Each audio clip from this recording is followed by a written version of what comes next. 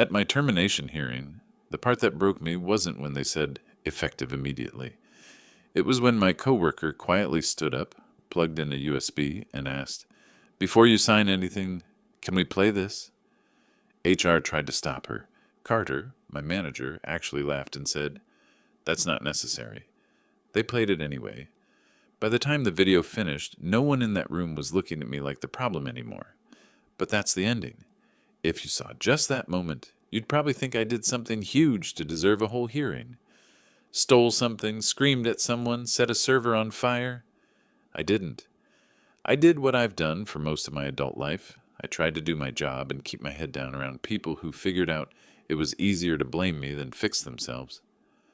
I'm 36. I'm not a genius, not a prodigy, just one of those reliable guys every office needs. The one who stays late when a client dumps a problem at 4:45 p.m., who remembers passwords, who knows where the old templates are. I worked in operations for a mid-sized logistics company. Not glamorous, but I could pay my mortgage and sleep at night, which was enough. When I started there 4 years ago, it actually felt good. My first manager, Laura, was tough but fair. She'd throw 3 projects at me at once, then stand in my doorway and ask, "Realistically, which one dies if I don't move this deadline?" It was stressful but honest. We hit targets, the team went out for drinks, people sent each other memes in the group chat, normal. Then the company restructured. Laura took a promotion to another region, and we got Carter. If you've never had a Carter, imagine someone who smiles constantly but never with his eyes. The kind of guy who says, "We're all family here," and then cuts your overtime pay to protect margins. He was only a few years older than me, but he wore leadership like a costume. Perfectly pressed shirts, LinkedIn quotes, phrases like value add and optics, thrown into normal human sentences. The first month under him, nothing seemed wrong.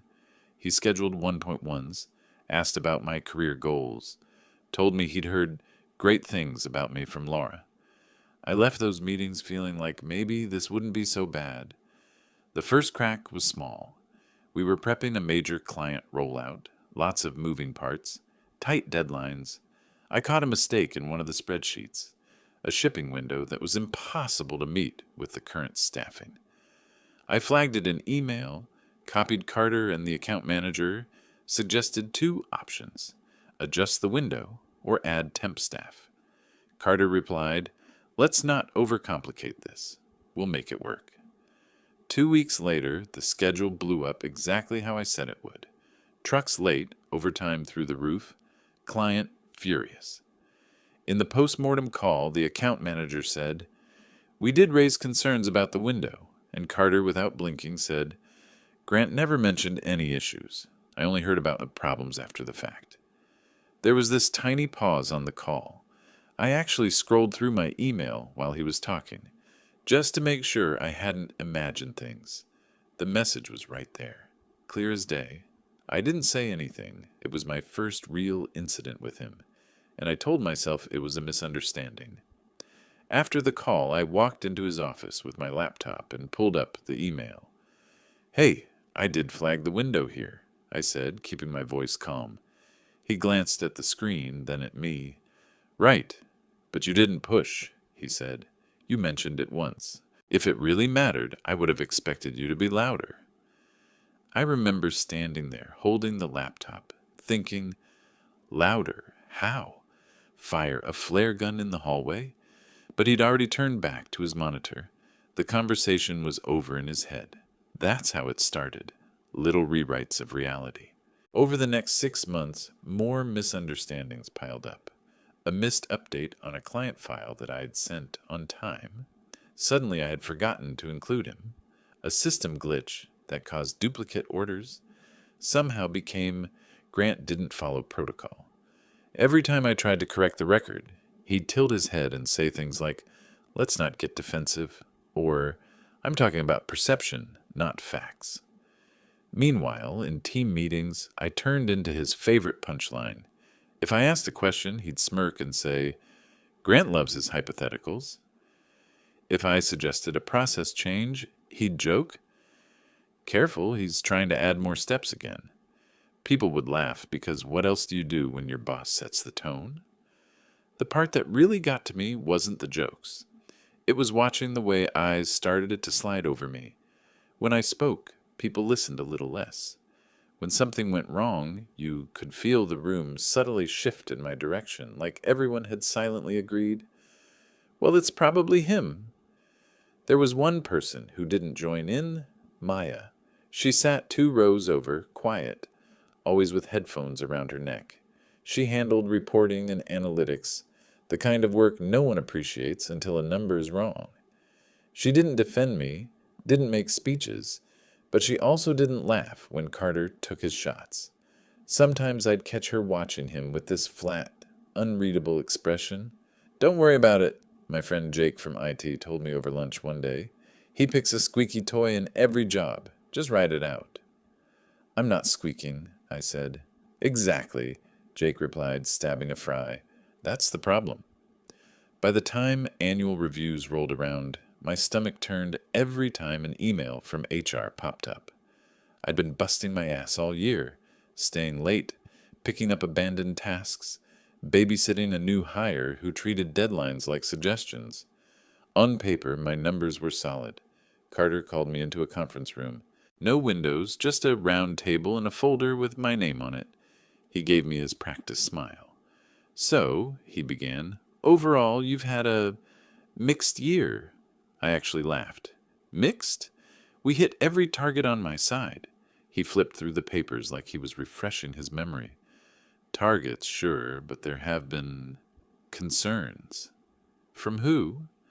Multiple stakeholders, he said, which is corporate for no one I want to name. Comments about your attitude, resistance to feedback, a tendency to escalate instead of solve. I felt my face heat up. I escalate when a system is about to break.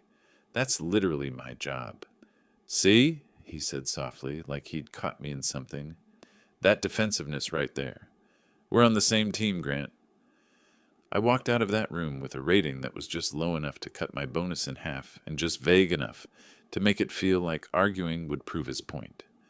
I told myself I'd prove him wrong next year. Do better. Be less defensive. Then the PIP landed. It was a Tuesday.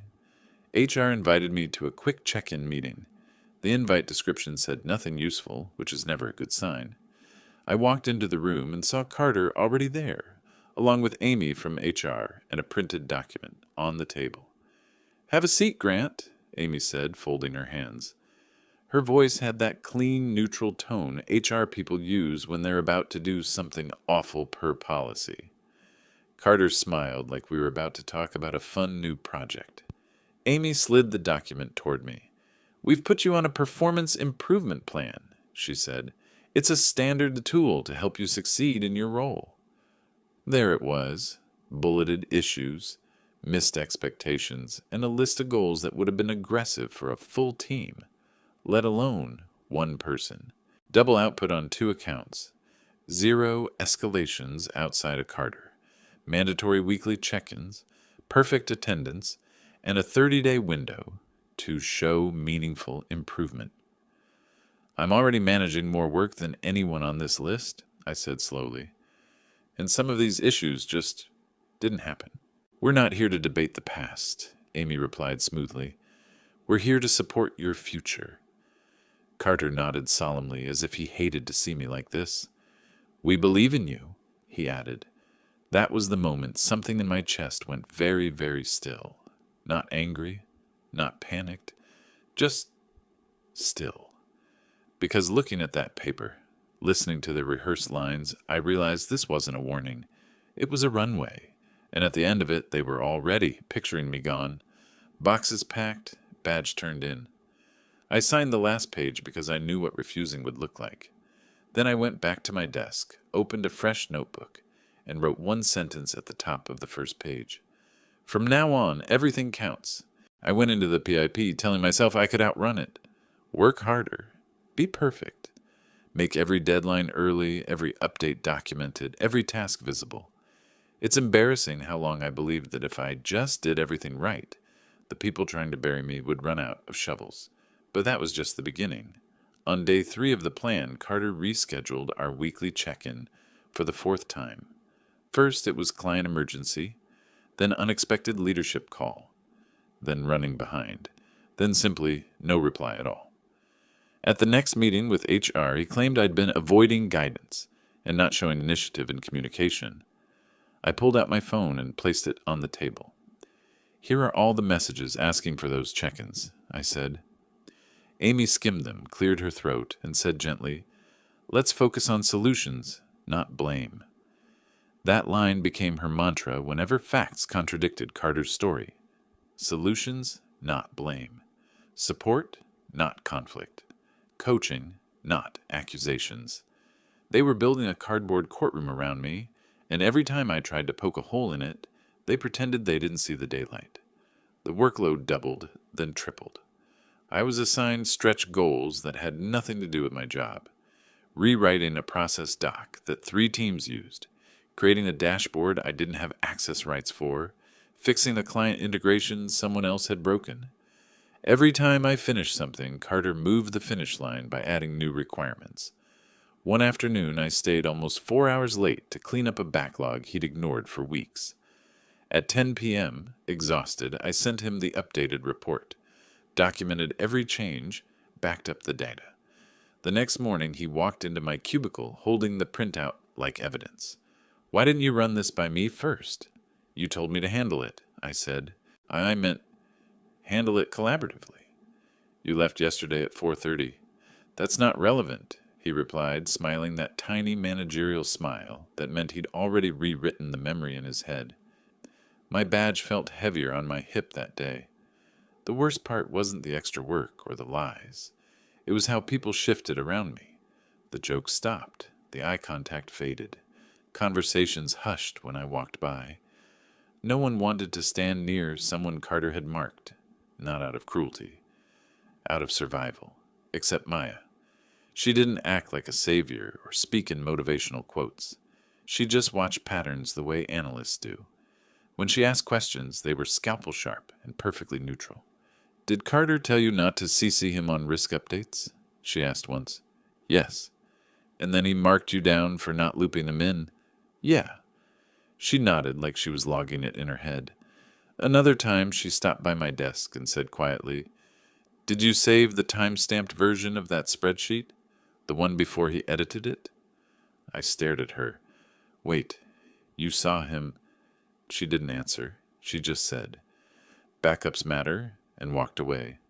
I didn't know it yet, but that decision would cost him everything. The breaking point came on a Thursday. Departmental sync. 20 people on the call, cameras on. We were discussing a failed rollout, a rollout I had warned about repeatedly in writing. Carter cleared his throat. "Look, team, we acknowledge the hiccup. Grant was supposed to validate those dependencies, but he missed a few." There was a beat, not long, just long enough for everyone to register that the guy on a PIP had screwed up again. My pulse pounded like someone had placed a speaker inside my neck. I unmuted. "I flagged those dependencies 3 times, I said evenly. "Once in email, twice in our project tracker. You responded, noted to one of them." He blinked rapidly, a tell he had when he hadn't prepared for pushback. "Let's not get into he said, he replied. "We're discussing outcomes, not—" I shared my screen. The emails, the timestamps, the comments. The meeting went so silent you could hear someone breathing through a headset. Carter smiled tightly. "Context is key." "Those notes weren't actionable?" "They were specific instructions," I replied. "Exactly the ones you wrote in the doc after the fact." Someone on the call coughed hard like they were covering a laugh. And then the moment I'll never forget. Maya unmuted. "Just for accuracy," she said, voice calm. "I exported the project tracker history 2 days ago. The dependencies were logged correctly and on time. The edits made afterward don't align with the original timestamps." It was the most neutral way a person could say Carter rewrote the past. He snapped back harder than I'd ever seen. "Mia, this isn't your area. I work in analytics," she said. "Time-based records are literally my area." The call ended in a tense scramble of fake smiles and tight voices. Afterward, Carter marched past my desk, without looking at me, jaw clenched. I knew then that whatever happened next wouldn't be a warning shot. It would be an execution. That night, sitting at my kitchen table with my notebook open, I stopped believing I could fix this. I stopped believing I could win by being good. And that's when something in me shifted. That night, I stopped being the hero. I printed everything. I organized every email, every chat log, every project history pull. I backed up my documents on a drive I didn't keep at home. Because men like Carter don't fire you cleanly. They wait until you're tired. They wait until you doubt yourself. They wait until they can call it performance instead of retaliation. The following Monday, a calendar invite appeared. Subject line: Final review required. Attendees: Carter, HR, and a director I barely knew. I stared at it for a long time. Not angry, not panicked, just certain. They thought I was walking into that room alone. They thought I was done. I wasn't. They scheduled my final review for 9 a.m. sharp in conference room B, the same windowless box where they'd handed me the PIP. I arrived exactly on time, not a minute early, not a minute late. I didn't want them twisting even that into Grant appeared anxious and disruptive, or whatever wording HR keeps on a template somewhere. Carter sat at the table, legs crossed, water bottle aligned with his notebook like he was about to host a workshop.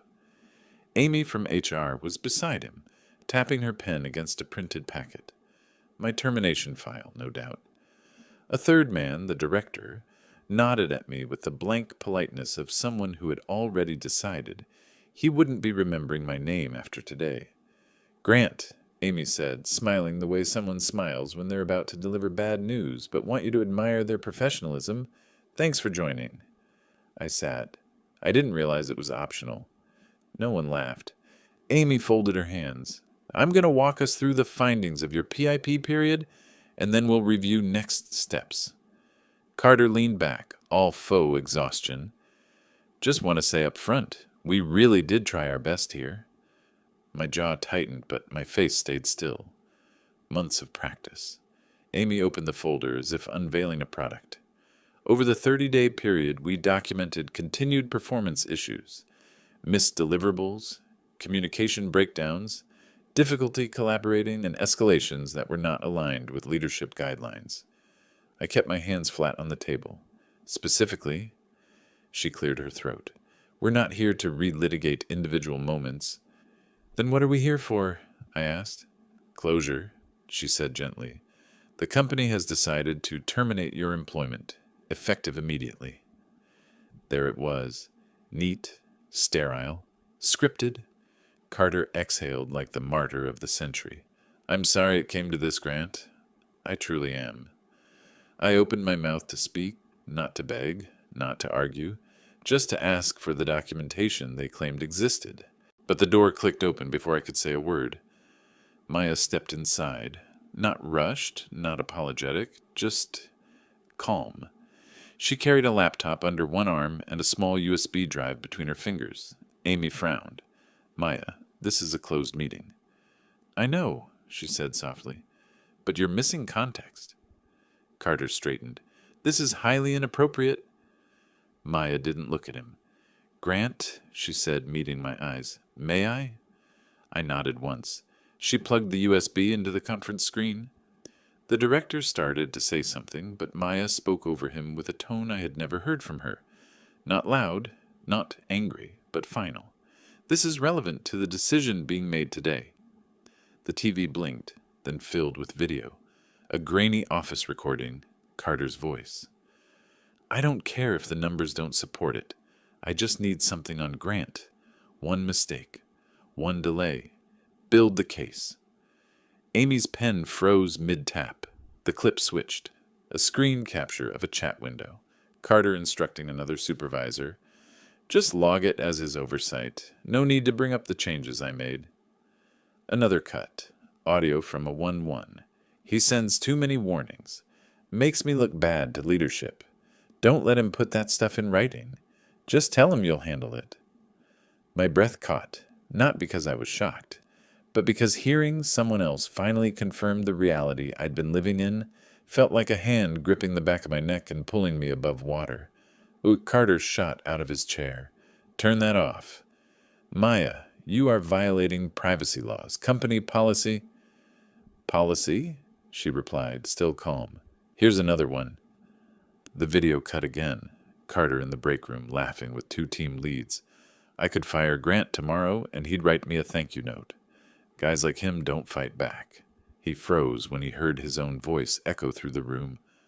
Amy finally found her words. Maya, how did you... She closed the laptop halfway, palms resting on the cover. I document patterns.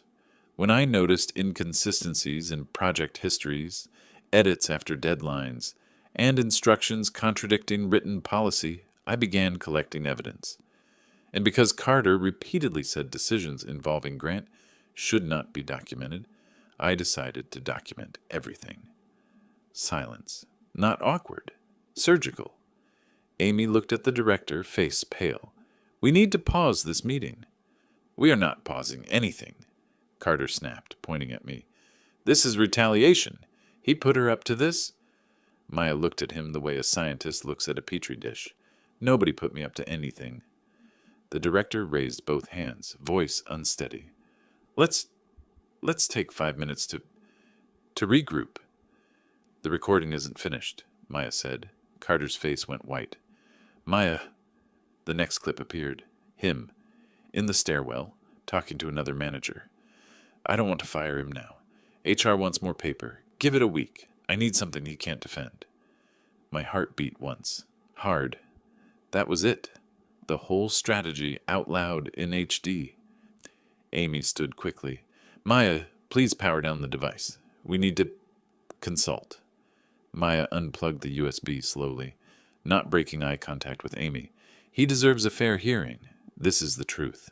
Then she sat beside me, not touching, not comforting, just sitting. Present. Amy gathered her papers with shaking hands. The director excused himself and left the room. Carter didn't move. His jaw flexed, his eyes darted anywhere but toward me.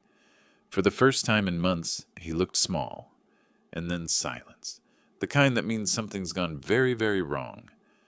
I didn't say anything. I didn't have to. The balance had shifted. The room wasn't on his side anymore. It wasn't even neutral. It was waiting. The door reopened. The director returned, face set with corporate dread. Grant, he said, voice formal and stiff, we are halting this termination process effective immediately. An internal investigation will begin today. Carter, you are suspended until further notice. Carter exploded. You can't suspend me based on selectively edited. It's not selective, Maya said quietly. I can provide full files. He stopped talking. Amy couldn't look at either of us. Grant, we'll follow up with next steps. You are not terminated. Not terminated. Not written off. Not erased. For the first time in a long time, the floor under me felt solid. As I stood to leave, Carter muttered under his breath, This isn't over. I turned back, met his eyes, and said the first true thing I'd said to him in months. It is. When I walked out of that conference room, I expected relief to hit me like a wave. It didn't. What I felt was quieter, heavier, the kind of calm you get when a storm finally stops, but the air is still too thick to breathe. Carter stood frozen inside, sputtering excuses while HR gathered their papers like they were handling radioactive material. Maya slipped out 2 steps behind me, holding the USB like it was nothing more than a thumb drive, not the grenade that had just blown his career apart. She didn't say congratulations. She didn't say told you so. She just said, be careful what you agree to next. And she was right. Because less than an hour later, HR emailed asking me to come back for a follow-up conversation to explore options. Options. That was the word they used when they thought I might still play along. I didn't answer immediately. Instead, I sat at my desk, still technically mine, and opened the notebook I'd been filling for a month.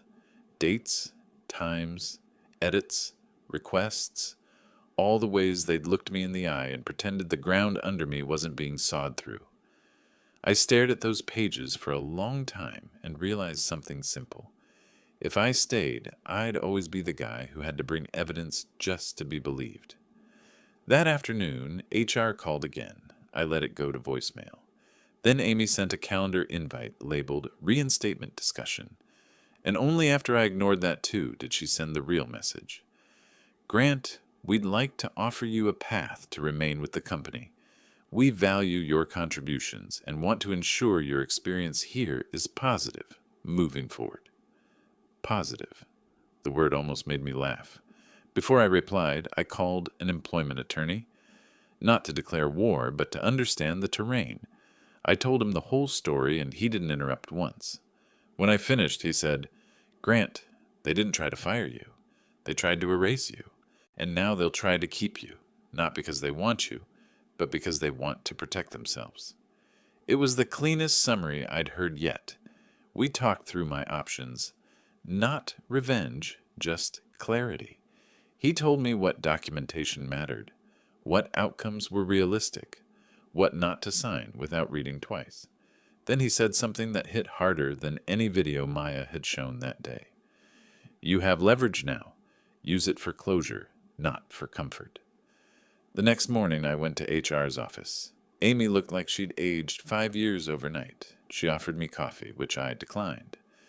The director joined the meeting, face locked in that corporate neutral expression meant to signal professionalism and hide guilt. They laid it out neatly, like they were giving me a menu. Full reinstatement.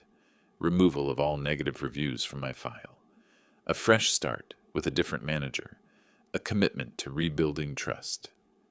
I listened, calm, patient, not angry. I'd burned through anger long ago.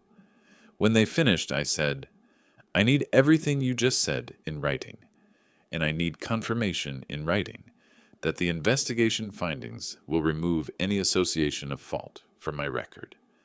Amy nodded fast, relieved. Of course. We want to make this right. And, I added, I want severance. 3 months, plus my full bonus from last year, paid out. She blinked. I'm sorry? Grant, we're offering to keep you, not exit you. I know, I said, but I'm choosing to leave. The director leaned forward. Why would you want to leave after we've shown good faith? Good faith? I asked quietly.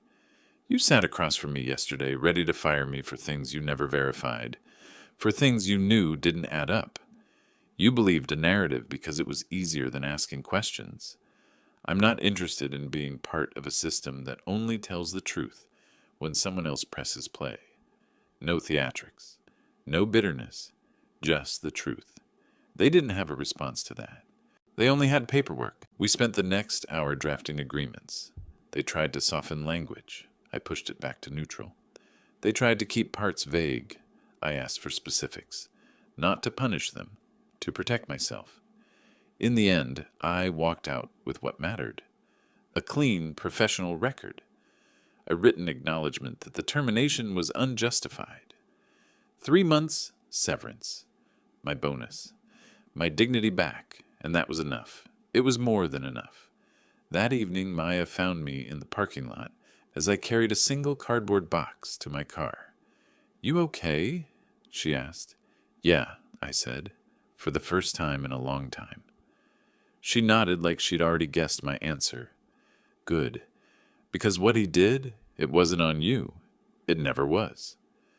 Why'd you help me? I asked. She shrugged. Patterns, they matter. And people like him get away with things because the rest of us pretend we don't see them. I opened my car door. Thank you. You don't owe me anything, she said. But she was wrong. I owed her clarity. The clarity she gave me that I wasn't crazy, that I wasn't imagining the slow erosion of my own reputation. I drove home with the windows cracked, a soft breeze moving through the car. No anxiety, no dread, no need to rehearse conversations in my head. The next week, I accepted an offer from a smaller, calmer company where people shook my hand like they meant it. No theatrics, no manipulation, just work. And every so often, when I think about Carter, about how confident he was, how smug, how invincible, I remember the look on his face when his own words filled that conference room. He thought he could end me quietly. Instead, he ended himself. Peace isn't dramatic, it's simple. It's choosing not to live in a place that requires evidence before it believes your pain. I'm done proving myself to people who only listen when they're afraid. I'm living on my own terms now. Finally.